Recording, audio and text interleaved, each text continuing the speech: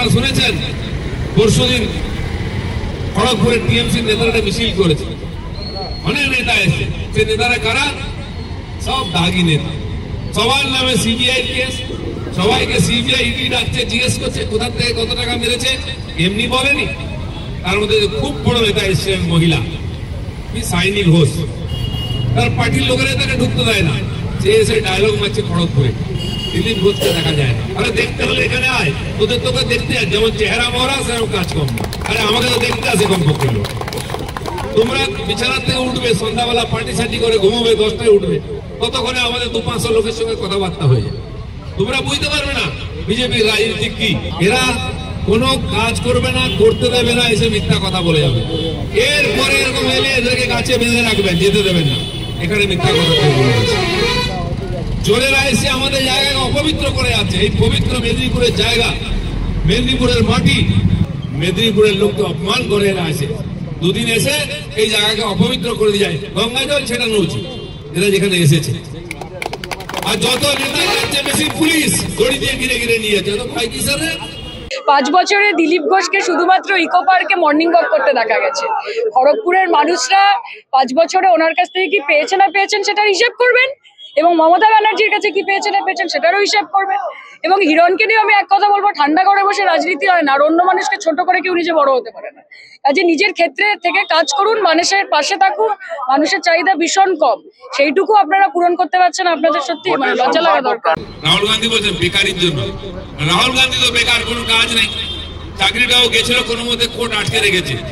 ওনারা সে চাকরি পাওয়ার সম্ভাবনা নেই, কারণ প্রধানমন্ত্রী মন্ত্রী হতে পারবেন না, বিয়েও হবে না, আর বেকারত্ব যাবে না। এরকম বেকার দেশে প্রচুর আছে, ফ্যাশন হয়ে গেছে বেকার। বিভিন্ন এজেন্সি থেকে, বিদেশ থেকে টাকা নিয়ে মোদীকে আর দেশকে বদনাম করার চেষ্টা করছেন। আজকে সব প্রকাশ্যে চলে আসছে। তাই নির্বাচন জিততে পারবেন না। এরা সব কমিউনিস্ট, আল্ট্রা কমিউনিস্ট, এরা হচ্ছে আন্দোলনজীবী। এরা সেই টুকরে টুকরে গেম জায়গায় জায়গায় বসে উৎপাত করে দেশের এবং সরকারের বদনাম করছে। তারা আজকে প্রকাশ্যে এসছে, সব তথ্য বেরোচ্ছে, কে তাকে পাঠিয়েছে, কোথা থেকে টাকা এসছে, কি করেছে। আর দুর্ভাগ্য দেখুন, এই ধরনের যত দেশ বিরোধী শক্তি, তার লিঙ্ক সব জায়গায় পশ্চিমবাংলার সঙ্গে থাকে। তাদের শেকড় বাকড় পশ্চিমবাংলায়, এবং টিএমসি নেতা মন্ত্রীদের সঙ্গে তাদের নাম পাওয়া যাচ্ছে। কেন বিজেপি পাওয়া যায় না? কেন দিলীপ ঘোষের সঙ্গে তার ছবি বেরোয় না? 1000 লোক ছবি তুলে আমাদের সঙ্গে। তারা জানে এখানে যাওয়া ঠিক হবে না, ঢুকতে পারবে না। আর বাড়িতে পুজোতে পৌঁছে যাচ্ছে, কোন মিটিং এ নেতার সঙ্গে পৌঁছে যাচ্ছে। তোমাদের মিটিং এ যায় কি করে, তোমার বাড়ির পুজোতে যায় কি করে? কারণ তোমরা এইসব লোকের সঙ্গে সম্পর্ক রাখো, তোমাদের রাজনীতি এদের নিয়ে হয়, এই দেশ বিরোধীদের, এই উগ্রপন্থীদের, বিশ্বতাবাদীদের সঙ্গে। এরও জবাব আজকে দিতে হবে। এই ধরনের উৎপাতিয়া গ্যাং যত, তাদেরকে পরিষ্কার করতে হবে। আপনারা শুনেছেন পরশুদিন খড়গপুরে টিএমসি নেতারা মিছিল করেছে, অনেক নেতা এসে। সে নেতারা কারা? সব দাগি নেতা, সবার নামে সিবিআই কেস, সবাইকে সিবিআই ইডি ডাকছে, জিজ্ঞেস করছে কোথা থেকে কত টাকা মেরেছে, এমনি বলেনি।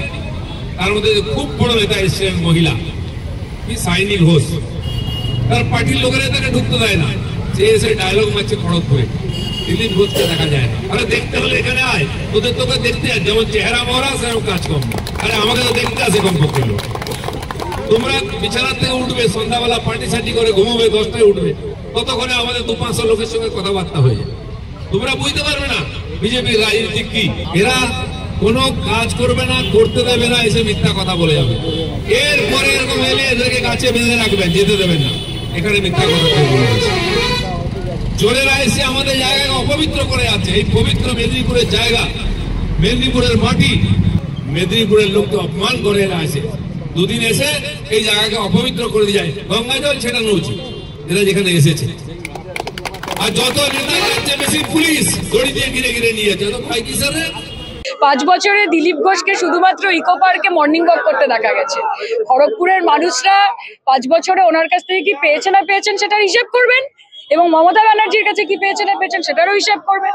এবং হিরণকে নিয়ে আমি এক কথা বলবো, ঠান্ডা করে বসে রাজনীতি হয় না, আর অন্য মানুষকে ছোট করে কেউ নিজে বড় হতে পারে না। কাজে নিজের ক্ষেত্রে থেকে কাজ করুন, মানুষের পাশে থাকুন।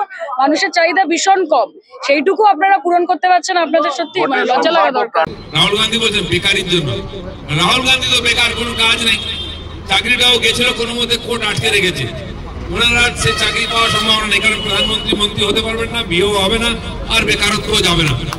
এরকম বেকার দেশে প্রচুর আছে, ফ্যাশন হয়ে গেছে বেকার। বিভিন্ন এজেন্সি থেকে বিদেশ থেকে টাকা নিয়ে মোদীকে আর দেশকে বদনাম করার চেষ্টা করছেন। আজকে সব প্রকাশ্যে চলে আসছে, তাই নির্বাচন জিততে পারবেন না। এরা সব কমিউনিস্ট, আল্ট্রা কমিউনিস্ট, এরা হচ্ছে আন্দোলনজীবী। এরা সেই টুকরে টুকরে গেম জায়গায় জায়গায় বসে উৎপাত করে দেশের এবং সরকারের বদনাম করছে। তারা আজকে প্রকাশ্যে এসছে, সব তথ্য বেরোচ্ছে, কে তাকে পাঠিয়েছে, কোথা থেকে টাকা এসছে, কি করেছে। আর দুর্ভাগ্য দেখুন, এই ধরনের যত দেশ বিরোধী শক্তি, তার লিঙ্ক সব জায়গায় পশ্চিমবাংলার সঙ্গে থাকে। তাদের শেকড় বাকড় পশ্চিমবাংলায়, এবং টিএমসি নেতা মন্ত্রীদের সঙ্গে তাদের নাম পাওয়া যাচ্ছে। কেন বিজেপি পাওয়া যায় না? কেন দিলীপ ঘোষের সঙ্গে তার ছবি বেরোয় না? হাজার লোক ছবি তুলে আমাদের সঙ্গে। তারা জানে এখানে যাওয়া ঠিক হবে না, ঢুকতে পারবে না। আর বাড়িতে পুজোতে পৌঁছে যাচ্ছে, কোন মিটিং এ নেতার সঙ্গে পৌঁছে যাচ্ছে। তোমাদের মিটিং এ যায় কি করে? তোমার বাড়ির পুজোতে যায় কি করে? কারণ তোমরা এইসব লোকের সঙ্গে সম্পর্ক রাখো, তোমাদের রাজনীতি এদের নিয়ে হয়, এই দেশ বিরোধীদের, এই উগ্রপন্থীদের, বিশ্বতাবাদীদের সঙ্গে। এরও জবাব আজকে দিতে হবে।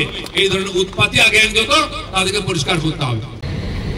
আপনারা শুনেছেন পরশুদিন খড়গপুরের টিএমসি নেতারা মিছিল করেছে, অনেক নেতা এসে। সে নেতারা কারা?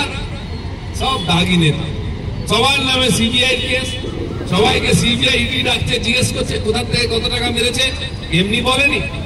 তার মধ্যে খুব বড় নেতা এসছেন মহিলা, সাইনি ঘোষ, তার পার্টির লোকেরা তাকে ঢুকতে দেয় না।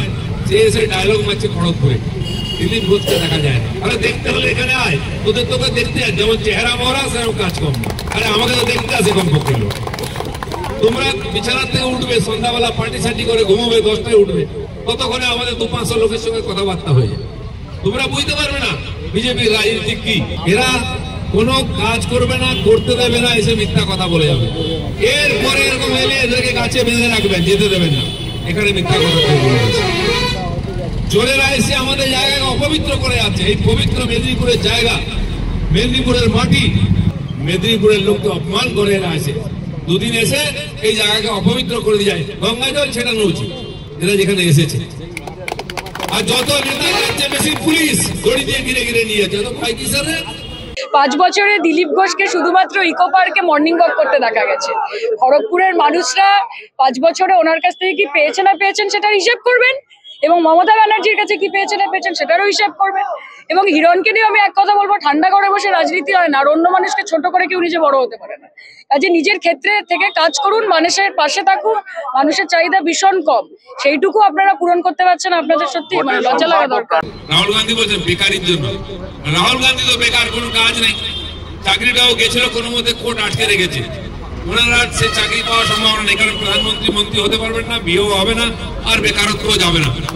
এরকম বেকার দেশে প্রচুর আছে, ফ্যাশন হয়ে গেছে বেকার। বিভিন্ন এজেন্সি থেকে বিদেশ থেকে টাকা নিয়ে মোদীকে আর দেশকে বদনাম করার চেষ্টা করছেন। আজকে সব প্রকাশ্যে চলে আসছে, তাই নির্বাচন জিততে পারবেন না। এরা সব কমিউনিস্ট, আল্ট্রা কমিউনিস্ট, এরা হচ্ছে আন্দোলনজীবী। এরা সেই টুকরে টুকরে গেম জায়গায় জায়গায় বসে উৎপাত করে দেশের এবং সরকারের বদনাম করছে। তারা আজকে প্রকাশ্যে এসছে, সব তথ্য বেরোচ্ছে, কে তাকে পাঠিয়েছে, কোথা থেকে টাকা এসছে, কি করেছে। আর দুর্ভাগ্য দেখুন, এই ধরনের যত দেশ বিরোধী শক্তি, তার লিঙ্ক সব জায়গায় পশ্চিমবাংলার সঙ্গে থাকে। তাদের শেকড় বাকড় পশ্চিমবাংলায়, এবং টিএমসি নেতা মন্ত্রীদের সঙ্গে তাদের নাম পাওয়া যাচ্ছে। কেন বিজেপি পাওয়া যায় না? কেন দিলীপ ঘোষের সঙ্গে তার ছবি বেরোয় না? হাজার লোক ছবি তুলে আমাদের সঙ্গে। তারা জানে এখানে যাওয়া ঠিক হবে না, ঢুকতে পারবে না।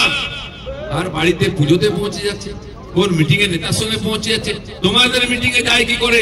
তোমার বাড়ির পুজোতে যায় কি করে? কারণ তোমরা এইসব লোকের সঙ্গে সম্পর্ক রাখো, তোমাদের রাজনীতি এদের নিয়ে হয়, এই দেশ বিরোধীদের, এই উগ্রপন্থীদের, বিশ্বতাবাদীদের সঙ্গে। এরও জবাব আজকে দিতে হবে। এই ধরনের উৎপাতি জ্ঞান যত, তাদেরকে পরিষ্কার করতে হবে।